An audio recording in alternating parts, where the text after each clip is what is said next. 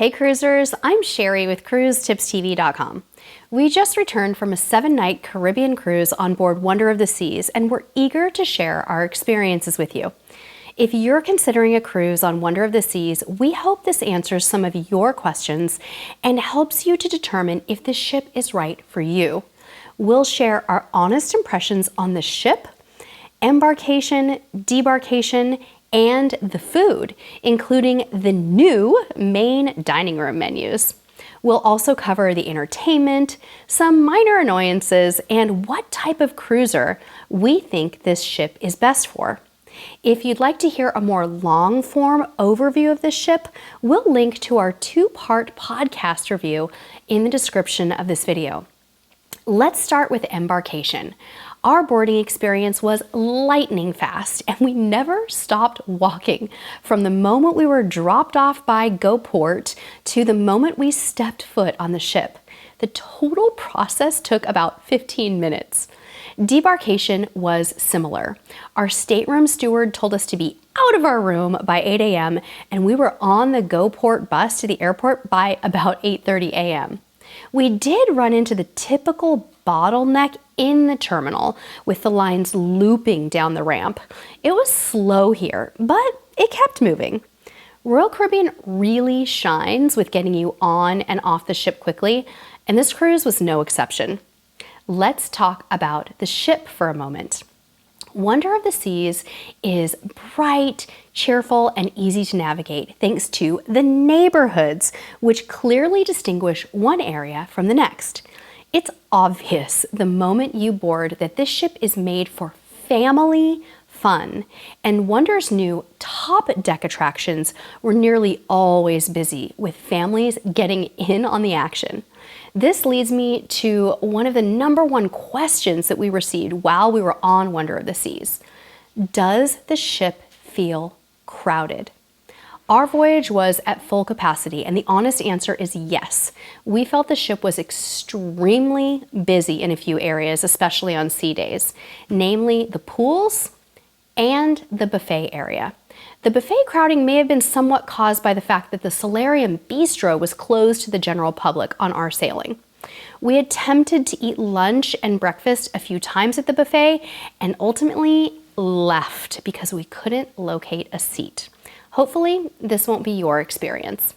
On the other hand, we never found the bars on board to be crowded. The service was excellent and timely, and the crowds just didn't spread to the bar areas, which was good. Another factor that we know is so important to you when you plan your cruise is service.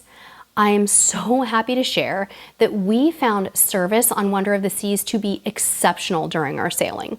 The main dining room staff, our room steward, and timeliness of bar orders were pretty much a 10 out of 10 for us all week long. Very impressive for a full ship. We never waited more than a few minutes for bar drinks, and our dining room stewards went above and beyond to serve our food quickly and ensure we were happy. Now, you may have heard that Royal Caribbean is rolling out new main dining room menus across the fleet. We had a chance to try out the new MDR dinners on 6 out of the 7 nights of our cruise. Are you ready to hear our honest thoughts?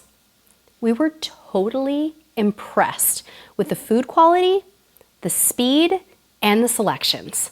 On a 7-night cruise, you can expect a different menu every night. Here's how it works. The first night is the Welcome Aboard menu, then French night for the first formal night, followed by Mexican, Italian, Caribbean, and Royal Night menu for the second formal night with lobster tails available. And the final night was called the Bon Voyage menu. Now, we're gonna link to these menus in the description of this video because I know that you wanna check them out for yourself. Here were our top 5 menu items from the new menus on the cruise all week. First, the formal night lobster tail was high quality and larger than we remember. The portion for the entree itself is still smallish though, so we suggest ordering a second entree or a few appetizers. There's an upcharge if you want an extra lobster tail, so be aware of that, but you can order another entree. Other favorites throughout the week included chicken parmesan on Italian night, spaghetti bolognese that was offered a few nights, and of course, the Indian chicken dishes offered throughout the cruise. For dessert, the coffee pot de creme on Italian night stole the show for the whole week for us.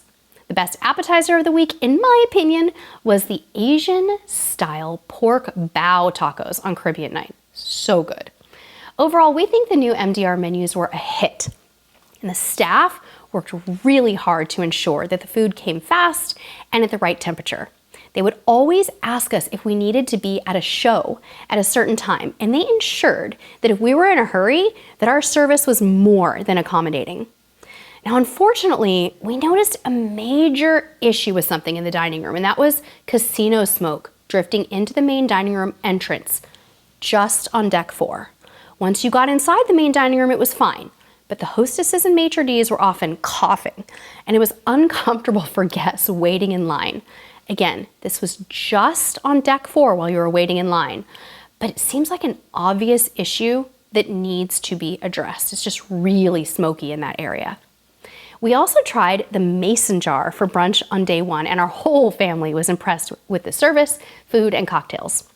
My favorite entree was the savory blueberry Johnny cakes, but we enjoyed everything we tried, and believe me, we tried a lot.